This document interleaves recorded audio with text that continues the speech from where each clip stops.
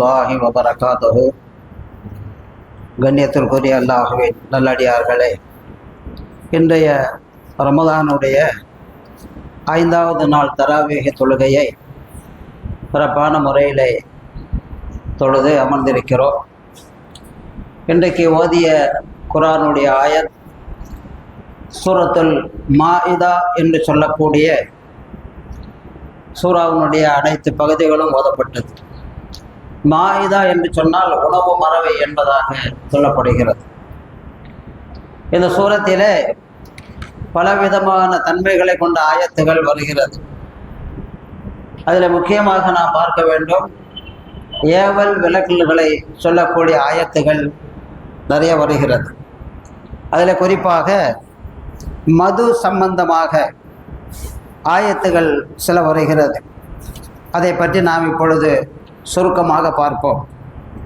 ஆரம்ப காலத்திலே அல்லாஹ் சுப்ஹானஹு வ தஆலா ஒரே நேரத்திலே அந்த பாவமான காரியங்களை தடை செய்வதற்கு முழுவதுமாக ஆயத்துகளை இறக்கவில்லை.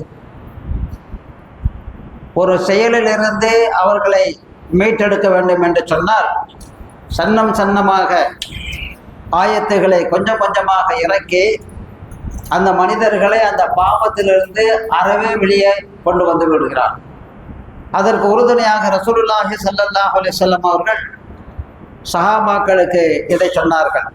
அருமையானவர்களே, மக்கள் வந்து கேட்கின்றார்கள், யஸ்அலூனக அனில் ஹம்ரி வல் மைசிர், அல்லாஹ்வின் தூதரே, மதுவும் சூதும் பற்றி எங்களுக்கு ஒரு தீர்ப்பு, அதாவது இதை பற்றி எங்களுக்கு ஒரு தீர்ப்பை சொல்லுங்கள் என்பதாக சொல்லுகிறார். மதுவும் சூதும், மது இருக்கிறதே மனிதரை மயக்கமடை செய்கிறது, சூது இருக்கிறதே செல்வங்களை எல்லாம் இழக்க செய்கிறது. மது அறிவை இழக்கிறது, சூது என்று சொல்லக்கூடிய விளையாட்டு செல்வங்களை இருக்கிறது. இதற்கு ஒரு தெளிவான விளக்கங்களை நீங்கள் சட்டங்களை எங்களுக்கு சொல்லுங்கள் என்று ஹஜ்ரத் உமர் ரலியல்லாஹு தஆலா அன்ஹு அவர்கள் வந்து கேட்கின்றார்கள். அப்பொழுது அருமைக்குரிய சகோதரர்களே, அல்லாஹ் சுப்ஹானஹு வ தஆலா உடனடியாக ஆயத்துகளை எதுவும் இறக்கவில்லை. சிறிது நாள் கழிக்கிறது, ஒரு விருந்துக்கு ஏற்பாடு செய்யப்படுகிறது. என்ன விருந்து என்று சொன்னால், அப்துர் ரஹ்மான் இப்னு அவுஃப் என்று சொல்லக்கூடிய சஹாபி, பணக்கார சஹாபி, அவர்கள் ஒரு விருந்து ஏற்பாடு செய்கின்றார்கள். அந்த விருந்து ஏற்பாடிலே அதிகமான சஹாபாக்கள் கலந்து கொள்கின்றார்கள். அப்படி அந்த விருந்து ஏற்பாட்டிலே தொழுகைக்காக வேண்டிய மக்ரிபுடைய நேரம் வந்துவிட்டது. அந்த நேரத்தில் தொழு வைப்பதற்காக வேண்டி இமாமாக இதை அறிவிப்பவரே ஹஜ்ரத் அலி ரலியல்லாஹு தஆலா அன்ஹு அவர்கள் தான். அவர்கள் இமாமாக நிற்கின்றார்கள்.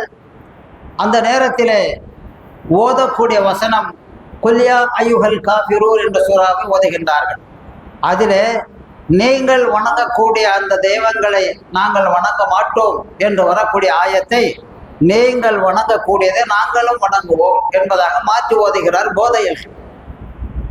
இது நபி ஸல்லல்லாஹு அலைஹி வஸல்லம் அவர்களிடத்திலே தெரிவிக்கப்படுகிறது. அருமையானவர்களே, தெரிவிக்கப்பட்ட உடனே நபி ஸல்லல்லாஹு அலைஹி வஸல்லம் அவர்களிடத்திலே உமர் ரலியல்லாஹு தஆலா அவர்கள் கேட்கின்றார்கள், யா ரசூலல்லாஹ், மதுவும் சூதும் அதிகமாக போய்கொண்டிருக்கிறது, இதற்கு ஒரு தெளிவான தீர்வை நீங்கள் தர வேண்டும் என்பதாக சொல்லக்கூடிய நேரத்திலே அல்லாஹ் இன்னொரு ஆயத்தை சூரா நிசா என்று சொல்லக்கூடிய நேற்று ஓதிய சூறாவிலே ஒரு ஆயத்தை இறக்குகிறார். யா அய்யுஹல்லஸீன ஆமனூ லா தக்ரபு ஸலாத வஅன்தும் சுகாரா, ஓ ஈமான் கொண்ட விசுவாசிகளே, நீங்கள் மது அருந்திய நிலையிலே, போதையிலே இருக்கக்கூடிய நிலையிலே தொழுகைக்கு நீங்கள் நிற்காதீர்கள் என்ற ஆயத்து வருகிறது. இப்போ குடிச்சிட்டு தான் சூறா தப்பா ஓதினார். இப்போ நீங்கள் தொழுகையில் இந்த மாதிரி மது அருந்திய நிலையில வராதீர்கள் என்ற ஆயத்து இறக்கப்படுகிறது. இப்படி இருக்கக்கூடிய நேரத்திலே அருமைக்குரிய சகோதரர்களே, மற்றொரு சம்பவம் நடக்கின்றது. ஹஜ்ரத் உத்மான் பின் மாலிக் ரலியல்லாஹு அன்ஹு சொல்லக்கூடிய ஒரு சஹாபி, அவர் விருந்து கொடுக்கிறார். அவர் விருந்து கொடுக்கக்கூடிய நேரத்திலே அந்த விருந்திலே கலந்து கொண்ட முக்கியமான சஹாபி சஅத் இப்னு அபீ வக்காஸ் ரலியல்லாஹு தஆலா சொல்லக்கூடிய சஹாபி கலந்து கொண்டு பொரித்த ஒட்டகத்தினுடைய தலையை அவர்கள் மாமிசத்தை உண்டு கொண்டு மகிழ்ச்சியாக இருக்கக்கூடிய நேரத்திலே மதுவையும் சிறிது அறிந்து கொண்டிருக்கின்றார்கள். எல்லோரும் அறிந்துகின்றார்கள், தடை செய்யவில்லை. இப்படியாக இருக்கக்கூடிய நேரத்திலே மது தலைக்கு போதை தலைக்கு ஏறி ஆடலும் பாடலுமாக கூத்தும் கும்மாளமாக ஆடுகின்றார்கள். இப்பொழுது நடப்பதை போன்றுதான் அப்பொழுது நடந்தது. அந்த நேரத்தில் சஅத் இப்னு அபீ வக்காஸ் ரலியல்லாஹு தஆலா அவர்கள் என்ன செய்கிறார்கள் சொன்னால், ஒரு சில கவிதைகளை படிக்கின்றார்கள். தன்னுடைய பரம்பரைகளை, தன்னுடைய வம்சாவளியைச் சேர்ந்தவர்களை பற்றி புகழ்ந்து அவர்கள் கவிதைகளை படிக்கின்றார்கள். மதீனாவை சேர்ந்த அன்சாரி சஹாபிகளை இகழ்ந்து சில கவிதைகளை படிக்கின்றார்கள். போதை தலைக்கேறியதா, எங்களுடைய வம்சாவளியை நீங்கள் தரக்குறைவாக திட்டுகின்றீர்களா கவிதைகளை என்று ஆத்திரம் கொண்ட அன்சாரி சஹாபி அந்த ஒட்டகத்தினுடைய ஒரு எலும்பை எடுத்து சஅத் இப்னு அபீ வக்காஸ் ரலியல்லாஹு தலையில ஓங்கி அடிக்கிறார். அடித்த பிறகு காயம் ஏற்படுகிறது. இந்த காயத்தோடு நபி ஸல்லல்லாஹு அலைஹி வஸல்லம் அவர்களிடத்தில் கொண்ட அந்த சஹாபி முறையிடுகின்றார்கள். சஅத் இப்னு அபீ வக்காஸ், யா ரசூலல்லாஹ், இது மாதிரி விருந்து நடைபெற்றது, அங்கே போதை தலைக்கு ஏறி ஒட்டகத்தினுடைய எலும்பால் என்னை தலையில அடித்து காயம் ஏற்பட்டு விட்டது என்று சொல்லக்கூடிய நேரத்திலே ஹஜ்ரத் உமர் ரலியல்லாஹு தஆலா அவர்கள் அல்லாஹ்விடத்திலே அதிகமாக துஆ செய்தவர்களாக நிரந்தரமான ஒரு தீர்வை இந்த மதுவிற்கு அல்லாஹ் நீ தர வேண்டும் என்பதாக அவர்கள் கேட்கின்றார்கள். அந்த கேட்ட மாத்திரத்திலேயே அல்லாஹ் சுப்ஹானஹு வ தஆலா சில ஆயத்தை இறக்குகிறான். சூரத்தில் மாஇதா என்று சொல்லக்கூடிய இன்றைக்கு ஓதிய சூரத்தினுடைய சூறாவில் ஆயத்தை இறக்குகிறார். யா அய்யுஹல்லதீன ஆமனு இன்னமல் கம்ரு வல் மைசிரு வல் அன்சாபு வல் அஸ்லாமு ரிஜ்ஸும் மின் அமலி ஷைத்தான் ஃபஜ்தனிபூஹு லஅல்லகும் துஃப்லிஹூன். விசுவாசம் கொண்டவர்களே, ஈமான் கொண்டவர்களே, மதுவும் சூதும் அல்லாஹ்விற்கு, அதாவது அல்லாஹ் என்று வணங்குவதற்காக நடப்பட்டிருக்கக்கூடிய விக்கிரகங்களும் குறி கேட்பதற்காக உள்ள அம்புகளும் ஆகிய எல்லாம் ஷைத்தானுடைய செயல்களில் உள்ளவையாகும்.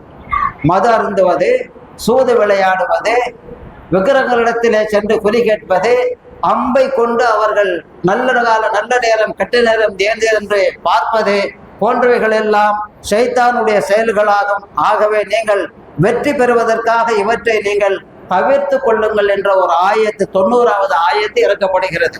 அதோடு மட்டுமில்லை, அதற்கு பின்னாடி ஒரு ஆயத்து வருகிறது. இன்னமா யுரீது ஷைத்தான் அய்யூகிஅ பைனகுமுல் அதாவத வல் பக்லாஹ பில் கம்ரி வல் மைசிரி வயசுத்தகும் அன் ஸிக்ரில்லாஹி வ அனிஸ் ஸலாத் ஃபஹல் அன்தும் முன்தஹூன் என்ற ஆயத்து இறங்கியவுடன், அருமைக்குரிய சகோதரர்களே, இதனுடைய கருத்து என்று சொன்னால், ஷைத்தான் விரும்புவதெல்லாம், ஷைத்தான் எதை விரும்புகிறான் தெரியுமா? மதுவையும் சூதாட்டத்தையும் உங்களிடையே பகைமையையும்.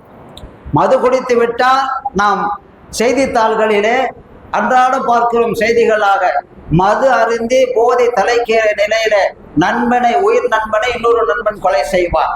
போதை தலைக்கேறிவிட்டால் என்ன செய்கிறோம் என்று அவருக்கு தெரியாது, அறிவை இழக்கக்கூடியது. அலி ரலியல்லாஹு தஆலா சொல்லுகின்றார்கள், மது இருக்கிறது, உள்ளே சென்றவுடன் அறிவு வெளியே வந்து விடும் என்பதாக சொல்லுகின்றார்கள். ஆக கண்ணியமானவர்களே, ஷைத்தான் விரும்புவதெல்லாம் மதுவையும் சூதாட்டத்தையும் உங்களிடையே பகைமையையும் வெறுப்புணர்ச்சியையும் உண்டாக்கி அல்லாஹ்வை நினைவு கொள்வதை விட்டும் தொழுகையை விட்டும் உங்களை தடுப்பதற்காகத்தான். எதற்காக வேண்டி இதை செய்கிறார்?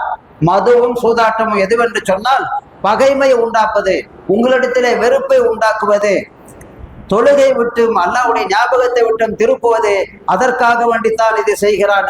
எனவே நீங்கள் ஃபஹல் அன்தும் முன்தஹூன், நீங்கள் இவற்றிலிருந்து விலகி கொள்கின்றீர்களா என்று அல்லாஹ் கேட்கக்கூடிய நேரத்திலே உமர் ரலியல்லாஹு தஆலா அவர்கள் எடுத்து சொல்லுகின்றார்கள், நாங்கள் விலகிக் கொண்டோம் என்பதாக 2 முறை சொல்லுகின்றார்கள். அருமைக்குரிய சகோதரர்களே, இந்த ஆயத்து இறங்கியவுடன் முழுமையாக மது மதீனாவிலே, மக்காவிலே, அரபு நாட்டிலே முழுமையாக தடை செய்யப்பட்டு விட்டது.